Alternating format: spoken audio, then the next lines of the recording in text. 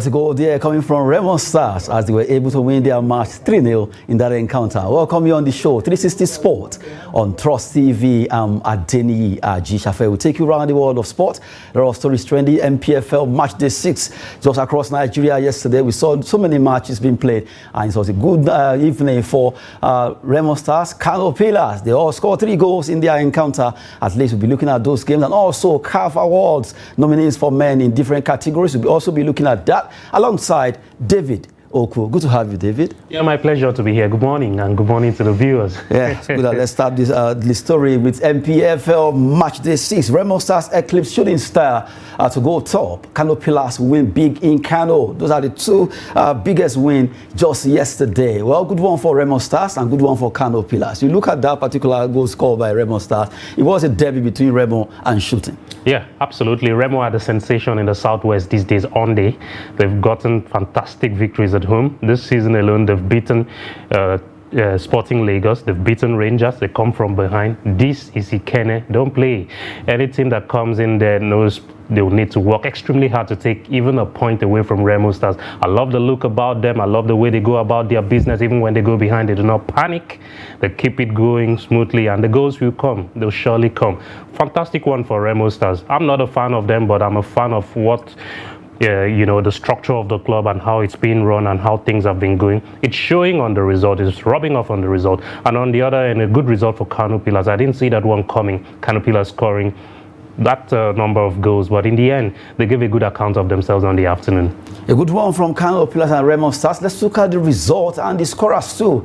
Talking about the MPF match day 6, you look at it here, Atlant, they were able to play 1-0 draw against Rivers United. Onyekachi Okafor scoring in the 18th minute, while Farouk Mohammed was able to pull one back in the 37th minute there. Eyimba and Tornadoes was a stalemate. It ended goalless. Akwa United picked Gombe United by a goal scored by Kufri Ebong in 35th minute. While Kano Pillars 1-2-3, they nearly spelled by Elsa United there. Mubarak Sani 31st, Rabiu Ali the captain, ageless captain there, and also you have Akor Adams scoring in the 84th minute to make it at least 3 goals for them. Kano Pillars doing so well in Kano. Kwara United 2, Sporting Lagos 1, AJ Isaiah and Ifeanyi Egwim scoring for Kwara United, while Jonathan Aluku scoring in the 1st minute for Sporting Lagos, but they actually started the healthness there. Plateau United 1, Katsina United 0. Christopher Unweze was the one that scored for Plateau United in Jaws. Remo Stars 3, also against Shooting Stars of Ibadan. Ahmed Akinyele,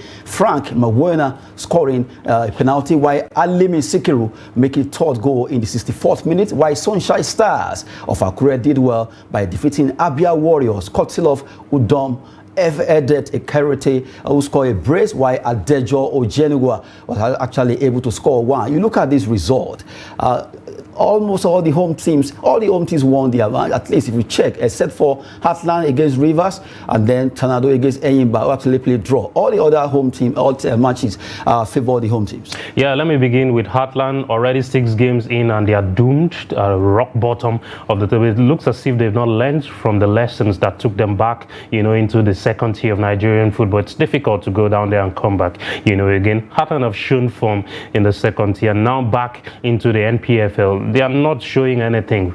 I don't see any improvement from where I stand from Heartland. I don't see any structure at the club, after they've returned as to this is how we want to go about our business. The players that they've brought in, they've not raised any eyebrows.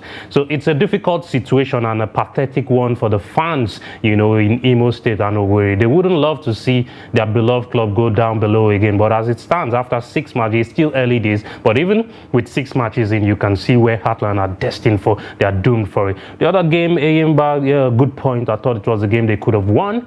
After that shambolic showing in the African Football League, there have been hulu balu left, right, and center. Coach talking tough, management talking tough, releasing statements.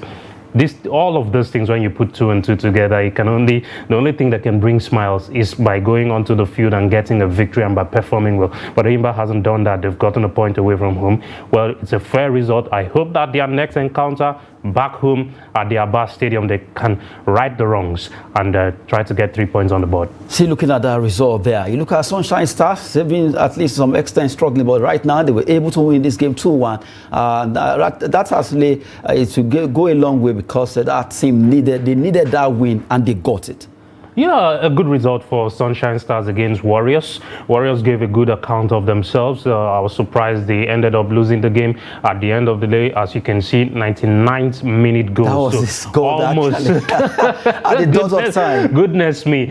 So I don't know, additional time there for obvious reasons. And at the end of the day, Sunshine Stars with the 12th man, which is the home crowd, getting in front of Abia Warriors. I think this is a learning curve for Warriors. In games like this, where they've stolen a point, they can do more just to, absorb the pressure and run away with the points. But a good result for Sunshine Stars nonetheless. And then very quickly, Akwa United is a welcome development for them. Kufre Fiong, 35th minute goal. Kufre Bong, I beg your pardon. Akwa United's first win of the season lifts them up. That's another that game, a massive Akwa victory. Have been a bit they've been off color. Yes. Winless, and this is their first win. So good one from the nest of champions. Good one for Akwa United in Uyo as we're able to win that game against Gombe United. There. Let's look at how the table is standing now from 1 to 10. Then we look at 11 to 20. Well, for Remo Stars, they are back to the top again. At least the sludging shooting stars of Ibadan. Now they are top. They are with 12 points after playing they played their own 5th match, although it's day 6.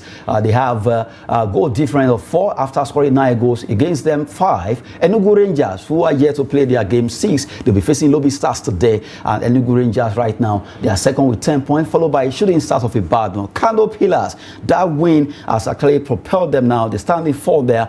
Gombe United 5th, Plateau United, Abia Warriors, Lobby Stars will be playing, Sporting Lagos, Rivers United in that pecking order 1 to 10. How do you see this table right now? Well, it's keenly contested there. With those 6 matches, and some have played 5, so still have a game to go. Maybe a win would see some of the teams that are even, 7th on the table push up, or even 8th on the table push up. That's how tight it is at the moment. It shows the competitiveness of the teams and the nature of how things are going in the MPFL, which is a good one and a good sign. Rangers play today, right? If they win, then they go top, yes, with 13 points. So let's see how it goes for them. It's really a good start for Rangers nonetheless. A lot of changes at management level, players coming in, the changes in attitude, training, and everything about them is going well at the moment. So it has reflected in the result, as you can see there. So if they win today, they go top. But again, temporarily, Remo Stars, it's a good feeling to be up there, isn't it? A good one for Remo Stars right now, still maintaining that number 1 position after the dislodged Shooting Stars. Well, we also hope that this particular season it gets very tough because the match is still a marathon. They have so many matches to go now. 32 more matches to go for the group right now. Let's look at the group from 11 to 20, where we look at the MPFL table. There are Katsina United, Kwara United, Bender Insurance are standing 13. Sunshine Stars of Akure, Niger Tornadoes, and you have Akwa United. That win right now has actually put them away from the bottom of the table to 16th on the log. Bayelsa United, Doma United, Eyimba, and Heartland. Eyimba, they have a lot of matches to play, at least 3 matches they will still have to play, and that can propel them to one of the topmost. Yes, it can, and the club of their status or statue should win those games, but they is saying that outstanding matches are worth nothing until you play them, so it's better with what they've garnered so far out of 3 matches. That's out of 9 points, they've gotten 4, which is not good. They won 1, so they lost 1, they drew 1. They need to change. There needs to be a change of approach in how the players go about those who are representing the club. There's some experienced guys there, but the new guys need to watch how the experienced guys are doing things. You need to know what it means to put on the shirt and don the shirt of a Yimba. I don't think those who have come in newly really know what they're doing. So they need a little bit of sitting down. People need to talk them. They need to be people who come around to psych these guys and say, this is a Yimba. This is the biggest club, in the land, by virtue of what they've been able to achieve. And you need to be 100% every day, not just one day and the second day you're not. You need to be 100% every day in the way you do things, consistent performance performances on the field of play. Kanu Nwankwo himself, who is the chairman of the club now, was an exceptional player. He's someone who demands, high consistency. He demands excellence. So I think it will rub off in no time. And Finidi George there too is a good gaffer. Let's see how it goes for them. But I really hope they can turn a corner and begin to get very good results. 3 matches still for them, which is a chance for them to move up the table. That's 9 points. Yeah, that's 9 points. If they can garner, who knows, maybe 6 out of 9. That can propel them, because if they add 9 to 4, they will be going seriously up the ladder. But it's a big one, Herculean task for Enyimba. Finidi George as the coach, Kanu Nwankwo as the chairman of that club, and really they are not finding it easy at all. Despite the result, despite the names and all what they have achieved so far, it seems Kanu Nwankwo led management, they need to find their way into that particular team to gel with the players and also do well when it comes to performance back to MPFL now. Well, Enyimba International, we know how good they are. Maybe things can turn around for that particular team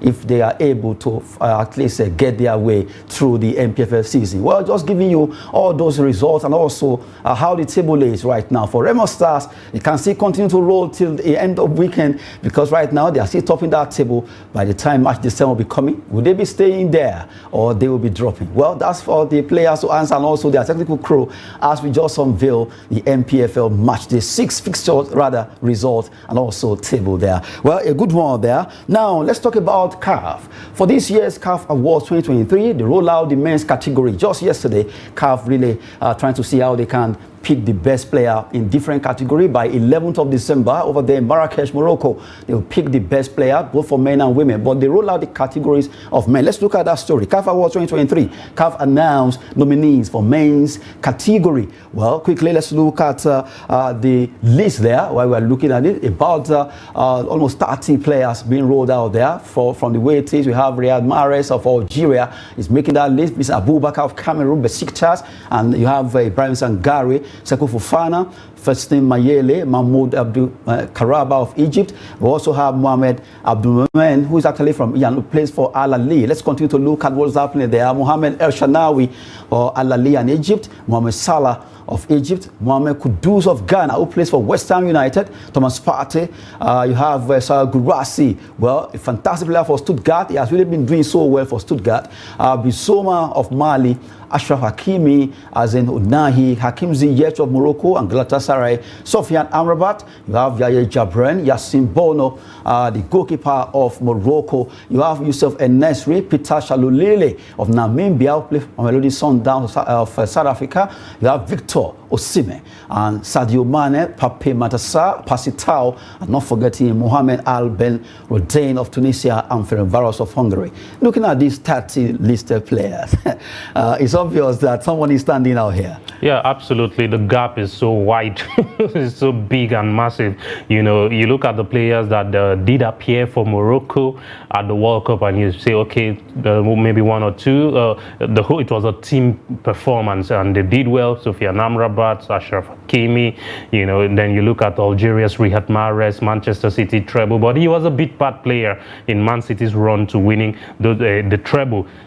Victor Osimhen is the standout from start to finish. He's the one Napoli, relied on for the goals. He's the one that led the charge for the team. He's the one that carried them, behind goals, good, but bad times, good times, bad times, to the trophy, and to other things. So his head and shoulders above the 30 names. Okay, Victor Osimhen and the other 29 can come behind. I will really be surprised if it goes another way, but it's looking very likely that Victor Osimhen will be crowned the King of Africa in Marrakesh in December. Well, from the way it is, we just look at that list there. 30 players nominated for men's award. Well, from the way it is, Victor Osimhen stands tall. Nigerians can't wait to see him getting this award. It's been a very long time that we last scooped this, and we just hope that that particular Napoli player, Victor Osimhen, will scoop the 2023 CAF Player Award for men. Let's look at other categories. Let's look at that has to do with goalkeeper of the year. Men, we have Mohamed El Shanawi, Yassin Bono, Andre Onana, Rowan Williams, Edouard Mendy, Usama Bembot, Youssou El Moti, you have Jigwe Diarra, Pape Mamadou of Senegal, and you have Landin Baji, also of Senegal, and also AS Pekin. But right now, 10 of them from this list, let's just look at it. Outstanding goalkeeper for the year. I know everybody want to look at Yasin Bono for what he did at the World Cup. Yeah, Yasin Bono was absolutely instrumental to Morocco's run, kept a lot of saves. Remember too, he won the Europa League with Sevilla before he moved to Al Hilal in Saudi Arabia. Andre Onana too was superb for Internazionale de Milano all through to the final of the Champions League. At the World Cup, he pulled out. He would have been between the stakes for Cameroon, but some of these issues and probably they couldn't resolve it. So it's both of them, to go down to both of them. I didn't see too much of Edouard Mendy, though he was at the World Cup with Senegal. I didn't see too much of him, and then others, I think, just come behind. But again, you were talking about Yasin, and I believe if it goes down to the fine margins of a World Cup year and then club competition, putting it together, it might go to Yasin Bono for winning a trophy with Sevilla and for also reaching the semi-finals of the World Cup. Well, from the way it is right now, that's just the list of the nominees for goalkeeper there, and possibly it could be tilting towards Yasin Bono, goalkeeper of Morocco, right now. Let's look at another category. This time around, Interclub. Interclub has to do with players applied training in Africa. Let's look at Amen Mahils of Algeria, who played for USM Olga, now in Vaton Sport. Osama Bembot, Zinedine Belaid. You have Fixin Mayele, the Kongwa Young Africans. So we have Maccabi Lilepo, Hussein El Shahad. And you have Mahmoud Abdelmonem, the one they call Karaba, who played for Al Ahly, Mohamed Abdelmonem, Egypt Al Ahly, El Shanawi, Mustafa Fati, Jigura Diarra, Yahya Atiyad Allah, Yahya Jabrane. You have Youssef El Moti, Peter Shalulile, Pasitao, Ranga, Shivavero. You have Romwe Williams, Ali Malal, Mohamed Al Ben Robdain, who played for Tunisia and also Esperance. Those are the list. There are 20 of them, at least from the way it is right now. This is going to be a very tough one because all of them, all these players, if we check it out, they are all very good in their own category. Yeah, you see Ali players, they're dominating. Or you can't go with three names without seeing Ali and Widat, you know, Egyptian players, really, Egyptian and players, Moroccan players, they have been the top, and it's reflected on the number of the Champions League they have won. Not just winning, their performances in the Inter-CAF competitions, CAF Confederations Cup and the Champions League is either Widat, RS Bekane, Al Ahly, you know, Zamalek has not been thereabout, but Ali, Widat, Raja, Bekane, of Donwell, Esperance, the Tunis to, and then from South Africa to Mamelodi Sundowns. So it's a testament to the, you know, resolve to do things better than others, the resolve to have a laid down, you know, structure which will carry the team in everything they are currently doing, be it branding, be it logistics, be it how they set out to play. And you can see the difference between these clubs and the others that are following. You can see the difference. It's clear that what they are doing, others cannot. It's not just about the funding or other things, but they are currently having a structure, you know, that is unbeatable in Africa, and that's a reflection of this. Well, we just outlined that particular list of goalkeeper, Interclub Player of the Year that CAF actually nominated. Let's look at another set, Young Player of the Year. We have a Nigerian here. Gift Orban is actually in that court. Dango Kotara of Burkina Faso, who played for Bournemouth. Suleimano Alio, Enes Nuama, Absamad Zazoli, Bilal El Kanos, Gift Orban, Nigeria, Ghent of Belgium, Lamine Kamara, Pape Amadou Diallo, Pape Demba Diop, and Amara Diop. They are all actually been nominated for Young Player of the Year. I think from the way it is, this is also very tough, very, very tough. Yeah, it's tight. It's tight. Gift Orban has been a fantastic player this year, 2023, 27 strikes in the calendar year. That's a testament to how, you know, the guy has been on fire, you know, firing on all cylinders. There you go, that's him. When you're hot, you're hot. Unfortunately, he's not been part of the Eagles, despite the fact that there's been a call-up for him. Injuries have not allowed the guy to show the Nigerian fans what he's capable of doing. I think he'll win this one as a young player because he's been the one dominating the headlines every match week this year alone. So I believe he would just see it through and win it at the end of the day. But again, you look at all of the categories and we have only two Nigerians, Victor Osimhen and Gift Orban. What does this say? Yes, I wouldn't say there's a problem in our football, but let the people who, see how things go, let them judge. With only 2 players out of the categories, it says a lot. With the bunch of talent that we have in Nigeria, something must be done concerning our football. We need to get it right. Looking at those nominations there quickly, we look at it back to back now. Coach of the Year for men. Let's look at that. We have Abdelhad Benchir of Olga, Marcel Kola Alali, Joan Michel Obiang of Equatorial Guinea, Tom Sanford, the Gambia, Basiro Kande, Guinea-Bissau, Amir Abdul of Mauritania, Walid Regragui of Morocco. You can look at that man that took them to semi-final of the World Cup. That award is coming home to Morocco. Chikwenho Konde of Mozambique, Alif Cisse of Senegal, and Pape Tio of Senegal. Also, who actually did well with Chanti. Well, I think this award is going to, they will always do it back to 3 that will be remaining. Walid Regragui, Alif Cisse,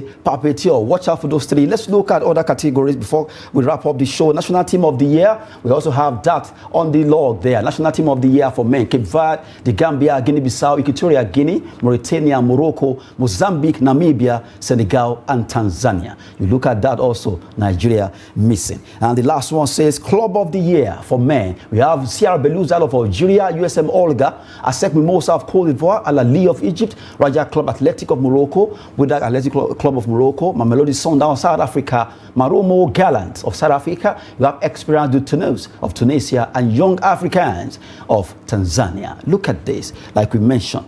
We only have 2, from this award, 7 categories, only 2 that we have Nigerians. The rest, are out. Yeah, we need to improve. We need to improve all round, not just in one aspect. All the aspects we need to improve, to ensure that when things come around like this, we have our names or our signatures on each and every one. You can see Club of the Year there, and I know we are too far away from even coming into the first 50. It's been that terrible. Our performances on the continent have not been good enough. I wouldn't be surprised if there is a quota that the CAF will reduce the number of teams that represent Nigeria. I'm not asking them to, but I'll go and check. I need to confirm again, because we've been awful on the continent. We can't even make it into the CAF Champions League. Is it the fault of CAF now? Or our own making? We need to do something about something must be done concerning our football. We shouldn't blame CAF for this. I'm not blaming CAF. Okay, go ahead. But CAF has said if you don't perform well over time, then of course your slots will be taken away. I see it happen in Europe, Italian Serie A, where we're not performing well. The quotients now. They use quotients to actually measure some analysis, statistical analysis there that they use to drop. If we are not consistent. Of course. I don't see any reason why we'll be having participants in the CAF competitions and they don't perform well. Or even a Yimba that is a consistent club there, their performance have dwindled. So, goodness me. It's very painful looking at Nigeria there. Well, just to roll out those nominees for those awards for you. They are concerning CAF 2023 for men so far. Quickly, we talk about our West Ham. Let's talk about that. It was a fantastic performance from West Ham, dislodging Arsenal. Manchester United bundled up by Newcastle 3-0. You look at Chelsea. This time around, they did well. They were able to burn out Blackburn Rovers 2-0. Raheem Sterling there. Bournemouth 2-1 coming from Liverpool, who dumped them. And you look at Ipswich Town 1, Fulham 3. Good one for Newcastle, West Ham, and Chelsea. Yeah, good one for West Ham. Mohamed Kudus would have been hoping that his goal had come earlier before CAF, brought out these nominees. But it's a good one, good performance from the Hammers. They found it difficult in the Premier League, but in the Cup games, it looks as if something just comes back into them. And they tore Arsenal apart, took them to pieces last night at the London Stadium. Arsenal stood no chance whatsoever. And I just want to let the people know that Arsenal didn't change too much. It was much of their first team that played against West Ham. Good result. A good one for Chelsea. Yeah, good for Chelsea. Good for Chelsea against Blackburn. It's a game they could have won every now and then. They were good. They were better. And but Man United continue to struggle. There's been talks about the manager's position. It's a very difficult situation at the moment, and I don't think they can recover from this. It's a poor showing. They've lost about 8 out of 14 or 16 matches played this season. Well, something must be done concerning Manchester United. They are for Chelsea. They are just out there to celebrate at least. So let's see what they will do next round. But right now, they are smiling. Cuts of those goals scored by those players. Right now, let's quickly look at DFB. Well, for German DFB, Bayern Munich also, they've been bundled out of that particular tournament by Saarbrücken 2-1. It ended. You look at a lot of matches played there. Borussia Dortmund defeated 1899 Hoffenheim 1-0. And while Hertha Berlin, they defeated Mainz 05 3-0, Eintracht Frankfurt 2, Victoria Cologne 0. Well, quickly, we look at the last story on the law. Real Madrid have no intention of selling midfielder Aurelien Tchouameni. News came out that they want to sell him, but right now they said no, they are not selling. Who said that? Rumor peddlers. Yes. Aurelien Tchouameni is a young player, very good. Last season, he didn't have a lot of game time. He came back, injured, after the World Cup. So the second half of the season didn't really have a lot of game time. But this time around, he started off. He played in the El Clasico. Good El Clasico, good performance. I think he's the last person Real Madrid will want to touch at this moment, not even sell. Real won't sell him. So all of the clubs that are lining up waiting to always buy from Real Madrid, please go back, because you'll be disappointed. Aurelien Tchouameni, I am not his agent or the club, but I know he's not for sale. Well, from the way it is, the likes of Arsenal just have to quickly keep their money elsewhere, because Real Madrid are not ready to sell Tchouameni at all. Coming from David Oku there, where we wrap up the show. David, a fantastic performance looking at all the teams that won yesterday. Yeah, good performance, and Man United needs to change something pretty soon. Thank you so much for having me. Thank you for coming on the show. 360 Sport on Trust TV. I'm Adeni Ajishafe. Thanks for watching.